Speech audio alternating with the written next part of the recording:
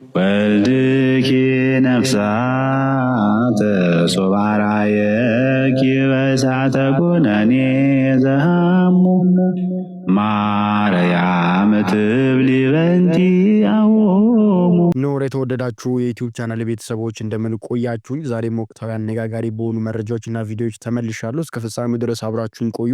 ቻናላችንን ሰብስክራይብ በማድረግ ጀምሩ። ላይክ እና ሼር በማድረግ ደግሞ በርካቶች ጋር እንዲዳረስ እንድታግዙኝ ይሁን።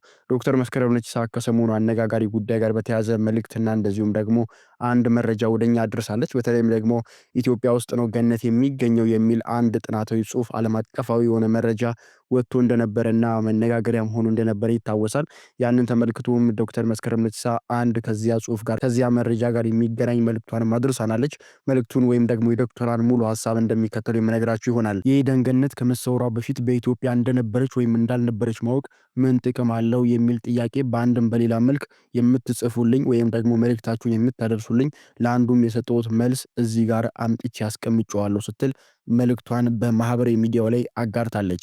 የምድራዊ ህይወት ጅማሬያችን እንደ ሰውም እንደ ሀገርም ከዝንጀሮ ወይም ከአተም አሊያም ደግሞ ከሉሲ ወይም ከፍንዳታ መሆኑን ለልጆቻችን ከመናገር ይልቅ ከገነት መሆኑን ብንነግራቸውም ይበልጥ ለግላዊም ሆነ ለሀገራዊ ለመንፈሳዊም ሆነ ለስጋዊም እውቀትና እርካታ እንደሚበጃቸው እንዴት ማወቅ ተሳነን ስትል ትጠይቃለች። ታሪካችን ከገነት አዳምና ሔዋን ይጀምራል ብሎ መናገር መቻል ለአእምሯችን ስፋትና እርጋታ ያለው ጥቅም እንኳን እንዴት አልታያለን ሌላው እንኳን ቢቀር ስትል ጥያቄዋን በድጋሚ ታነሳለች። በዚህ ማናናቅና ማጣጣል ከቀጠልን ገና ከሌላ ፕላኔት የመጣን ፍጡራንን ማስረጃውም በኢትዮጵያ ተገኝቷል። ገለመሌ ለሚሉ የኖስቲኮች ትምህርት ዝግጁ መሆናችን ስለማይቀር አንደኛችንን ሰው መሆናችንንም ክደን እናርፈዋለን ስትል ዶክተር መስከረም ነቺሳ ጠበቅ ያለ መልእክቷን ከሰሞኑ በኢትዮጵያ ውስጥ ገነት ትገኛለች ለሚለው ሐሳብ በእንደዚህ አይነት መልኩ መልእክቷንና የሷንም ምልከታና ሐሳብን አስቀምጣለች። እናንተስ በዚህ ጉዳይ ላይ ከሰሞኑ ጉዳይ ጋር በተያያዘ ምን ታስባላችሁ?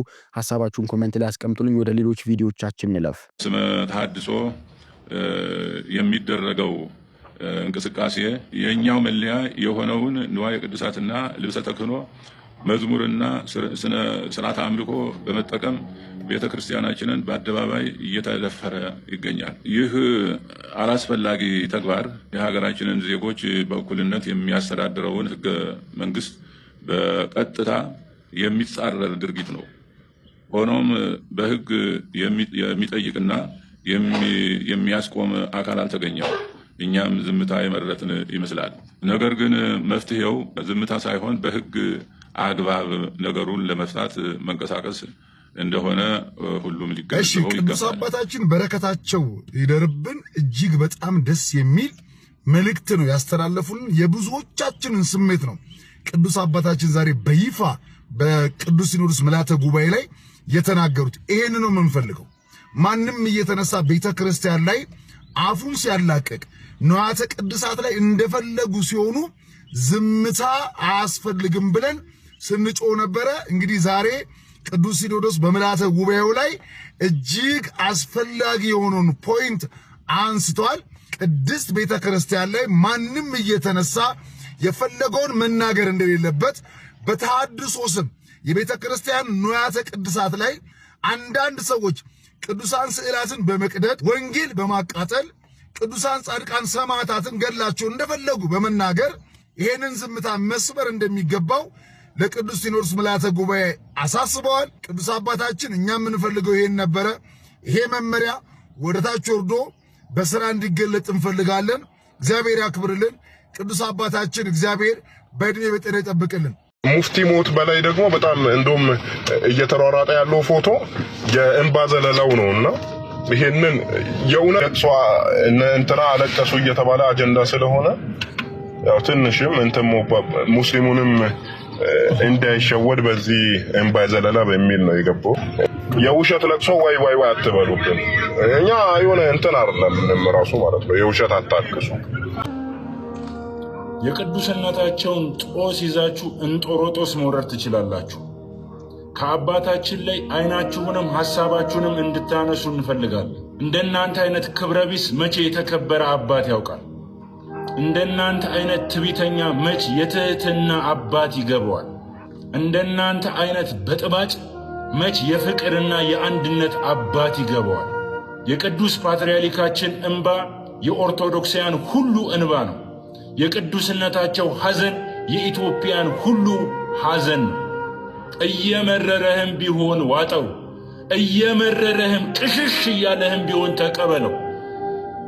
ክቡር ዶክተር ተቀዳሚ ሙፍቲ ሐጂ ዑመር እንድሪስ ኦርቶዶክሳውያን በሙሉ ባለማህተብ በሙሉ ማርያምን እያለ ይወዳቸዋል። ማርያምን ደግሞ እንወዳቸዋል። ኦርቶዶክሳውያን እንደዚህ ያደርጉልኝ በማለት ሁላችሁም ማለት ነው። ኮሜንት ላይ ገብታችሁ ማርያምን ተቀዳሚ ሙፍቲ ሐጂን እጅግ በጣም አድርገን እንወዳቸዋለን ብላችሁ ጻፉልኝ። ሁላችሁም ኮሜንት ላይ የቅዱስነታቸው ቡራኬና ጸሎት ከኛ ጋር ይሁን። እውነቱን ለመናገር የኢትዮጵያ ኦርቶዶክስ ተዋሕዶ ቤተክርስቲያን እጅግ ታላቅ ቤተክርስቲያን ናት። እኔ ለኢትዮጵያ ኦርቶዶክስ ተዋሕዶ ቤተክርስቲያን አደረኩላት ከምለው አስተዋጽኦ ይልቅ የኢትዮጵያ ቤተክርስቲያን ለኔ ያደረገችልኝ በእጅጉ ይበልጣል። ይህንን ስል ከልቤና የእውነቴን ነው። እኔ በመንፈሳዊ ቋንቋ በጥበብ ቃል አፌን እንድከፍት ያደረገችኝ ይህንን ዛሬ ለሕዝብና ለአሕዛብ የምመሰክረውን ወንጌል በእጄ ያስጨበጠችኝ የኢትዮጵያ ኦርቶዶክስ ተዋሕዶ ቤተክርስቲያን ናት።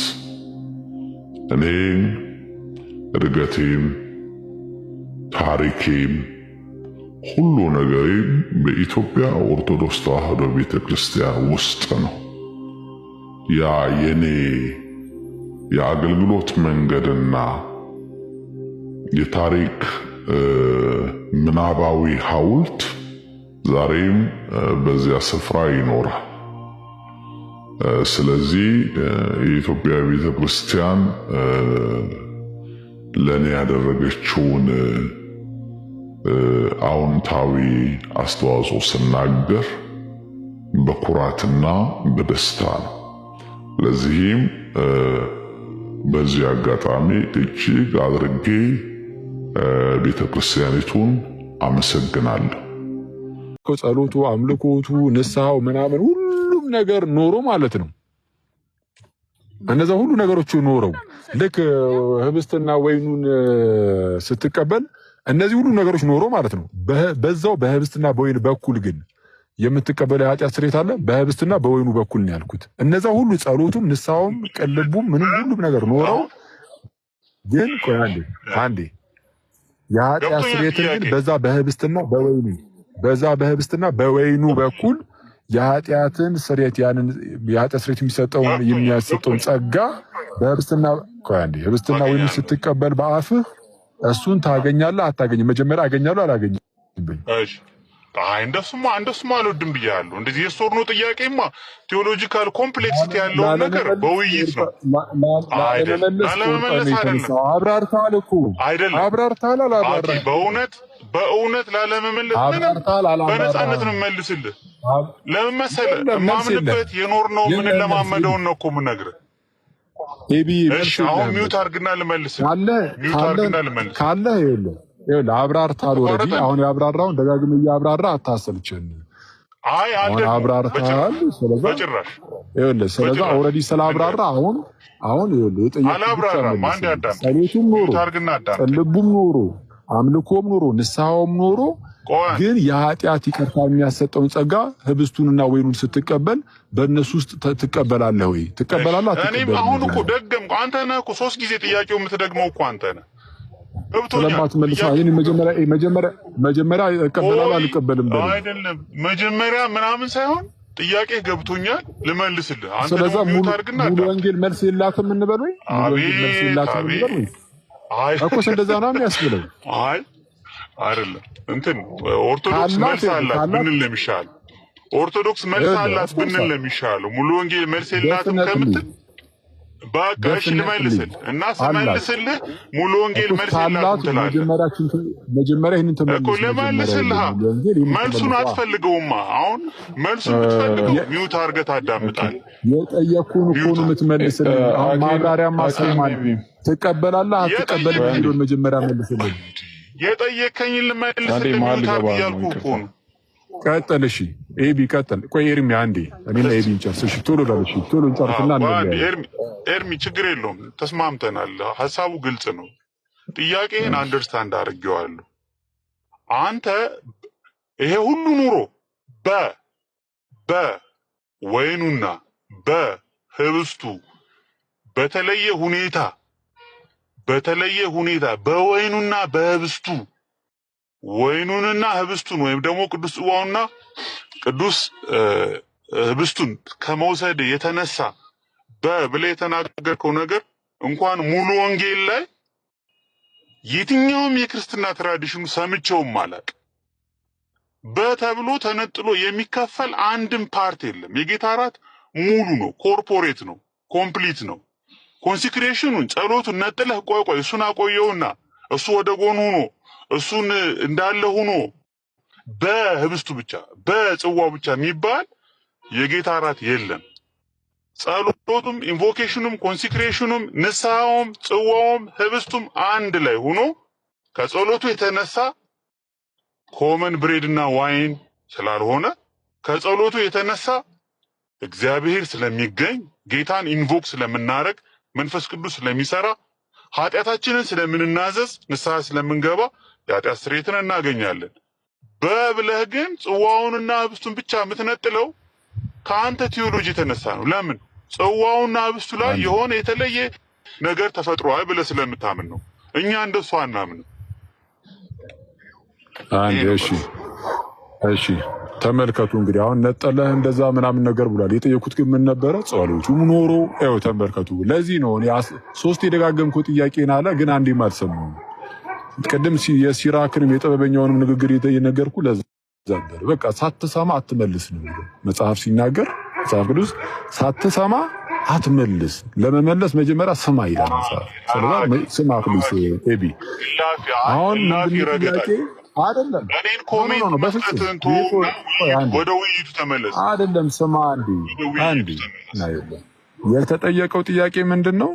ጸሎቱም ቢኖር ንስሐውም ቢኖር ቅልቦናውም ቢኖር ይሄ ሁሉ ጸሎቱ ሁሉ ነገር ይኑርና ግን በዛ በምትቀበለው ይሄ በህብስትና በወይኑ በኩል የሚባል የለም በክርስቲያን ትራዲሽን ያልከው እኔ በስመ አብ ወወልድ ወመንፈስ ቅዱስ አውጥቼ ባሳየ ሀገር ነው ያለው ማለት ግን ተነጠሉ እያልክ ግን አሁን ጨመርክበት። እኔ አሁን ይሄንን ጥያቄ ስጠይቅ አሁን የምጠይቅህን ማለት ነው እዚህ ጋር ስጠይቅህ አሁን መጀመሪያ ላይ አይ ነው የሆነ ጸሎቱ ምን አልሱ እንዳለው ነው እሱን አንድ ጊዜ ያዝ አድርገውና ቀጥታ ህብስት ምንድነው የጌታ እራት ስርዓቱን ብዬ ጠየቅኩ። ለምንድነው የኃጢአት ይቅርታውን ያው ስለምንጸልይ ንስሐ ስለምንገባ ከሚለው ጋር ብቻ እያያዝኩ ስለነበረ እሱን ያዝ አድርገውና አልኩ ከጌታ እራት ከስርዓቱ አንፃር ብዬ ጠይቄ ነበር። አሁን እየጠየቅኩ ያለሁት በደንብ አድርገህ ስማ። አሁን ደግሜ ልጠይቅህ ሁሉም ነገር ይሟላለት ጸሎቱም ንስሐውም ምኑም ቅልቦናውም ሁሉም ነገር ይኑረውና ብያለሁ። ይኸው ተመልከቱ ጋይስ ልክ ስትቀበል በዚህ ሁኔታ ውስጥ ሆነ ስትቀበል ማለት ነው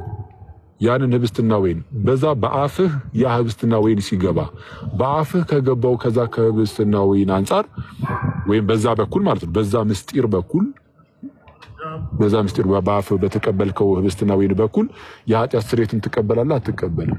ያን እንደዚህ አይነት ጸጋ ታገኛለህ አታገኝም? እሺ ይታርቀው መጀመሪያ ታገኛለህ አታገኝም? ቢዩታርክ እንደዛ አይደለም እንወያየው ብያለሁ። አንተ ለመጠየቅ 5 ደቂቃ ትፈልጋለህ፣ እኔ ለመመለስ 5 ሰከንድ ነው የሚሰጠኝ። እንደዛ አይደለም። ኧረ እኔ ምንም 3 ደግሜው ራሱ እኮ ጥያቄን አላገኘሁም። ያልተጠየቁን እኮ አይደለም እኛ ምናምንበትን እየነገርኩ ነው። ካልተመቸህ እኮ መልስ ከሌላችሁ ለምን ጠይቁን ትላላችሁ?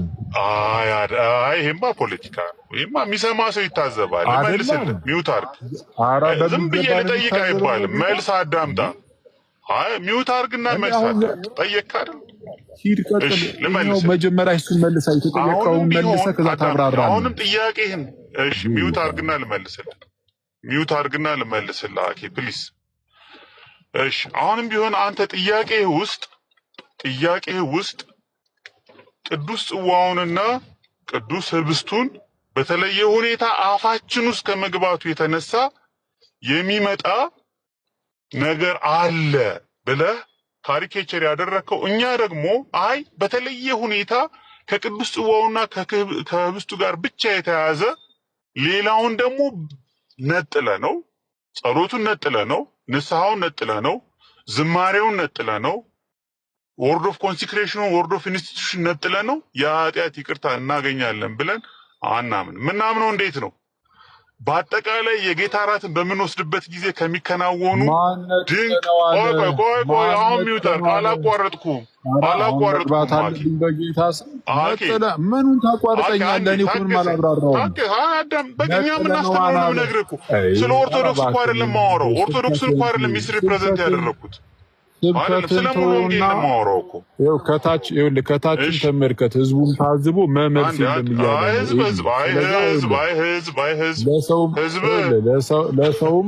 ለሰውም ጆሮ እንጠንቀቅና የሰውንም ጆሮ እንዳናሰለፍ። የሰውንም ጆሮ እንዳናሰለፍ። እኔ እናንተ መዳረቅ አይጠበቅብንም። ሰው ሰምቶ ይወስድ። ነጥለነው አላልኩም። ኧረ በኢየሱስም እንዴት አይነት ህዝቡ እኮ ይኸውልህ፣ አንዴ ቆይ አዳምጠኝ አንዴ። መልስ ሲኖር ወይ ጠራኝና እንትን እንላለን። እስላሞች ከኒቂያ ጉባኤ በፊት ስላሴን እኮ ያስተማሩ አባቶች የሉም እንደሚሉት። አሁን ደግሞ አንተ ዛሬ መጥተህ ከኒቂያ ጉባኤ በፊት ስለ ቅዱስ ቁርባን የጌታ ስጋና ደም እንደሚሆን ህብስትና ወይኑ ያስተማረ አባት የለም ማለት ይህ ከክርስቲያኖች ጋር ሳይሆን ከእስላሞች ጋር ነው ሊያመሳስል የሚችለው ከታላቅ ይቅርታ ጋር። ምክንያቱም ጠቅላላ አባቶች በጣም በርካታ አባቶች ከኖስቲክ መናፍቃን አንጻር እያደረጉ ያ ህብስትና ወይን የምርም የጌታ ስጋና ደም እንደሆነ አስተምሯል። እነ ቅዱስ ኢራኔስ ከእሱ ቀደም ብሎ እነ ቅዱስ አግናጢዮስን መጥቀስ ይቻላል በጣም በቀላሉ ማለት ነው። በሰዓቱ የነበሩ ኖስቲክ መናፍቃን እንደው ይሄ ማቴሪያል የሆነ ነገር ምናምን የሚዳሰሱ ነገሮች ምናምን ስጋን ጨምሮ እንደው በጣም ክፉ አድርገው ስለሚያዩ የተጠላ ነገር አድርገው ስለሚያዩ ክርስቶስ እውነተኛ ስጋን አልተዋሃደም ብለው ይናገሩ ነበር፣ ያስተምሩ ነበር። እና ይህንን በምን መልኩ ነው የሚያስረዱት? እነ ኢራኔስም እና አግናጢዮስም አይ ክርስቶስ የምርም እውነተኛ ስጋን ተዋህዷል፣ ባይዋሃድ ኖሮማ ታዲያ ያ ቅዱስ ሚስጥር ቅዱስ ቁርባን እንዴት የጌታ ስጋና ደም ይሆናል ነው። ስለዛ አግናጢዮስ እንደውም ምን ይላል? በጣም የታወቀ አገላለጹ መናፍቃን ይላል ከቅዱስ ቁርባን ይርቃሉ፣ ወይም ደግሞ ስለ እኛ መከራን የተቀበለው የሞተው የእርሱ ስጋ እንደሆነ አያምኑምና ይላል። እና ለመጀመሪያ ጊዜ የምርም ያ ህብስትና ወይን እንደውም የጌታ ስጋና ደም እንደሆነ የማያምኑት አሁን ላይ ያሉ ሙሉ ወንጌሎች አይደሉም። ኦኬ ኖስቲክ መናፍቃን ናቸው፣ ጥንታውያን ናቸው። ይህንን የጀመሩት ሙሉ ወንጌሎች አይደሉም። ጥንት ላይ ኖስቲኮች እንደዛ ነበሩ። ስለዛ ከኒቂያ ጉባኤ በፊት እንዲህ የለም የሚለውን ነገር ባትናገረው መልካም ነበር። ጠቅለል ባለ ሁኔታ ግን ሙሉ ወንጌል በሰነዷ ላይ በግልጽ እንዳስቀመጠችው በሚስጥራቱ በኩል በጌታ እራትም ሆነ በጥምቀት ጥምቀትን ያዝ እናድርገውና እነሱም ይዘውታል። ቅድም በጌታ እራት በኩል የሚገኝ ምንም አይነት የተለየ ጸጋና በረከት የለም። ታዲያ ለምንድን ነው የምትቀበሉት ሲባሉ ምንድነው መልሳቸው? እዛው ላይ እንዳነበብ ነው ያም ሆኖ ግን ነው የሚሉት። ምን የተለየ ጸጋና በረከት ባያሰጠም እንኳ እንደው ለጌታ ካለን ፍቅርና ትእዛዝ አንጻር ብቻ እንቀበላለን። በቃ ለዚህ ብቻ ነው እንጂ ምንም የተለየ ጸጋ የሚገኝበት ወይም በረከት የሚገኝበት ሆኖ አይደለም ብለው በግልጽ አስቀምጠዋል። ከዚህ ውጭ ይሄ እንደው ሌላ ነገር መናገር ዝም ብሎ ለሙሉ ወንጌል ከመዋሸት የዘለለ ነገር አይሆኑም እና የኒቂያን ጉባኤ ግን ባታነሰው ደስ ባሌ ነበር። ቴንኪው